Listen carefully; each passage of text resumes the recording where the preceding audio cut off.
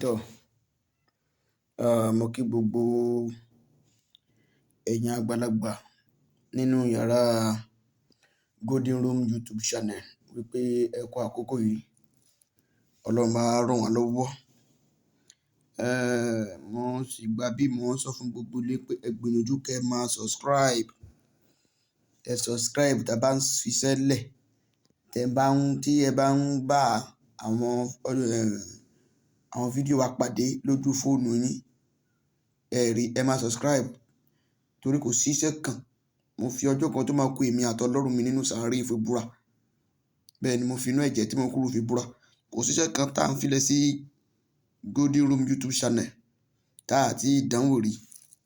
Tá à tí ìdánwò rí dáadáa. Tá a máa ń dánwò gidi. Èyí tá a bá ti dánwò la máa ń fi lẹ̀. Tó sì wí jẹ́ tested and confirmed. Bẹ́ẹ̀ bá ń subscribe, tẹ́ ń share, tẹ́ ń like.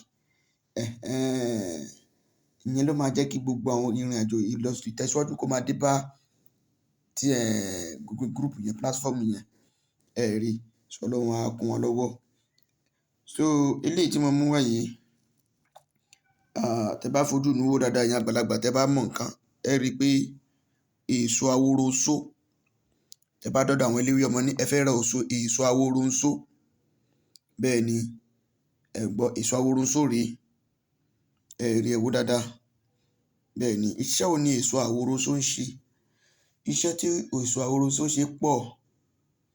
Bẹ́ẹ̀ ni, iṣẹ́ rẹ̀ pọ̀ ṣùgbọ́n èyí tí a fẹ́ mẹ́nù bà lé ní ẹ̀ẹ̀kan péré ni. Tó dájú bí ikú, tó dájú bí àdá, tó sì dájú bí ìbọn. Rí. Bí èèyàn bá ń ṣàìsàn, ẹ jẹ́ á máa tọ́jú àgọ́ ara wa o. Ẹ jẹ́ á máa tọ́jú àgọ́. Tẹ́ bá ń lo ṣúlẹ̀, tẹ́ ń lo ìmùlẹ̀, tẹ́ ń lo ìyọnú, tẹ́ ń lo gbogbo. Bẹ́ẹ̀ ni, kí tọ́jú àgọ́ ara ó ṣe pàtàkì, ó ṣe kókó. Bẹ́ẹ̀ ni, èso awóronṣó yìí tí èèyàn bá wà tí wọ́n ní ó ń ṣàìsàn, ohun tó sì fa àìsàn rẹ̀ ni àìrí ìgbẹ́yà. Bóyá kò yàgbẹ́ fún ọ̀sẹ̀ méjì, kò rí ìgbẹ́yà. Wọ́n ti lo gbogbo nǹkan ni wọ́n ti lò fún. Wọ́n ti lo gbogbo nǹkan fún ni mo fi máa. Gbogbo ẹnu ni mo fẹ́ fi sọ. Wòlíì àpáta àgbà níkùn ló ń sọ̀rọ̀. Gbogbo ẹnu ni mo fi sọ pé wọ́n ti lo gbogbo nǹkan fún wípé ikùn ẹ̀ wú bùntùbùntù. Tó bá fọwọ́ gbá ikùn ẹ̀ báyìí ó máa ń wú. Kò rí ìgbẹ́yà ni o. Àìrí ìgbẹ́yà ló fà á tó fi wà bẹ́ẹ̀ o. Kíní kan, ó ti yàgbẹ́ sí ó ti lọ oṣù kan, ó yàgbẹ́ sí ó lọ oṣù méjì, ó yàgbẹ́ sí ó lọ ọ̀sẹ̀ mẹ́ta, ó yàgbẹ́ sí wípé tó bá lè yàgbẹ́ gbàrà tí inú ẹ̀, tó bá lè ya ẹ̀gbẹ́ nínú ẹ̀, ara ẹ̀ máa yá pé kán gbé lọ, kán lọ ṣe operation fún wọn. Ẹ má gbé lọ bí kankan.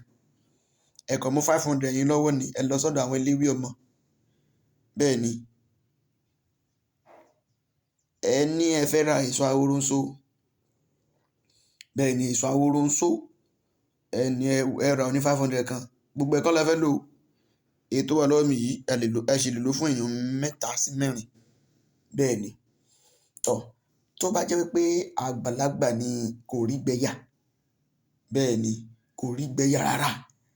Tí ikùn ẹ̀ wà gbọ̀nfùgbọ̀nfù tó yàgbẹ́ sí ó ti lọ ọ̀sẹ̀ méjì. Ẹ bá mi mú èso awóronṣó yìí. Ẹ bá mi mú bí 7 tàbí 8. Bẹ́ẹ̀ ni. Tó jẹ́ pé àgbàlagbà ni o, tó ti lọ́jọ́ lórí dáadáa ni, ṣùgbọ́n tó jẹ́ pé àgbàlagbà tó ti weak, tó jẹ́ pé ó ti ní bí 80 something years, 60 something years. Ẹ jọ̀ọ́ ẹ má lò tó bẹ́ẹ̀. Ẹ ṣáà ti lò bí 5 fún. Ẹ ṣáà sọ pé gbogbo èèyàn kó ń lo 5, ẹyọ 5 péré. Iye èso awóronṣó tẹ́ ń wò yìí. Ẹ lo ẹyọ 5 péré. Tó bá jẹ́ pé ọmọdé ni, ẹyọ 3 péré. Ẹ bá mi wá èso awóronṣó 5. Ẹ bá mi lọ̀ ọ́. Ẹ ti lọ̀ ọ́. Ẹ bá mi wá ẹ̀pà tí àwọn ìyá wa máa ń yán ta yìí. Ẹ̀pà yíyan ta tán máa ń dì ní 20 naira yìí. Ẹ bá mi bu díẹ̀ lé lórí òun ló ń kà. Ó yẹ ẹ lọ mú ẹ̀pà yìí. Ẹ ti lọ mú ẹ̀pà. Ẹ bá mi lọ kúná kó kúná dáadáa. Ó ti kúná. Ó yẹ bá mi dà sínú ẹ̀kọ gbóná. Ẹ̀kọ tó gbóná wọ́ọ́rọ́wọ́. Ẹ bá mi dà sí ẹ̀rọ pọ̀. Ẹ jẹ́ kó mú. Ẹ̀yin àgbàlagbà, mo fi títóbi Elédùmarè búra. Bóyá oṣó ni o, bóyá àjẹ́ ni o, bóyá àṣàsí ni o, èmi ò kà kún kankan o. Èmi tí èmi mọ̀ pé tó bá lè kan inú ẹ̀ lọ́hùn, tó kan gbogbo ìfun àtẹ̀dọ̀ ẹ̀ lọ́hùn, gbogbo ohun tó ń jẹ mọ́ ohun tó fà á tí kò rí ìgbẹ́yà ọ̀sẹ̀ kan, ohun tó fà á tí ò rí ìgbẹ́yà fún oṣù kan, ohun tó fà á tí ò rí ìgbẹ́yà fún ọ̀sẹ̀ méjì. Kó tó ṣe 30 minutes, 30 minutes ti pẹ́ jù. 30 minutes ti pẹ́ jù. Ẹ máa gbọ́ pé inú ẹ̀ máa dún inú ò ní ro o. Ṣùgbọ́n inú ẹ̀ kíní á máa kó gbogbo ìdọ̀tí inú ẹ̀ á máa kó jọ. bó bá kójọ gbàrà báyìí ẹ rí i pé ó máa ṣí pelvic girdle, yóò ṣí ilé ìgbẹ́ ẹ̀. Tó bá ṣí ilé ìgbẹ́ báyìí ẹ wo ní tó bá fẹ́ yà kalẹ̀ ẹ̀rọ ayé abẹ́yìn náà 30 minutes pẹ́jọ èèyàn mi ẹ lọ dán wò tẹnìkan ò bá rí ìgbẹ́yà ọ̀sẹ̀ kan ọ̀sẹ̀ méjì ó ṣàìsàn kò ṣàìsàn tó sọ pé kò rí ìgbẹ́yà ní o tó ń rú kiri ẹ má wulẹ̀ rú kiri ẹ sá sì fi kíní èso awóróńsó yìí pẹ̀lú ẹ̀pà tí mo sọ yìí ẹ lọ́pọ̀ kẹ́ rò pọ̀ mọ́ ẹ̀kọ́ gbóná ẹ̀jẹ̀ ó mú tó bá lè mú 30 minutes pẹ́ jù mo sọ fún ni ó pẹ́ jù 30 minutes pẹ́ jù ohun tá a ti lò dáadáa ní tẹ́yí àwọn kan ṣe wà ní YouTube tó ń ti sọ̀rọ̀ ẹ̀ pẹ̀lú àtọ́mọ̀ mi tí wọ́n lè jẹ́rìí sí dáadáa ẹ rí so àwọn kan la fún tí wọ́n lọ lò ní YouTube channel náà wọ́n ti connect wa ta fún wọn tó ń lọ lò tó wá jẹ́rìí sí mo ní kó má jẹ́ pé àwọn nìkan ni yóò wá jàǹfààní ẹ̀ kí n kúkú lọ rà á lọ́jà kí n ṣe sí gbogbo èèyàn ọmọ ìyá mi kẹ́ lọ dán wò so bó ṣe rí nìyẹn oògùn tí èèyàn bá rí gbẹ́yà fún oṣù kan ọ̀sẹ̀ méjì kó lè rí gbẹ́yà ọ̀hún rẹ o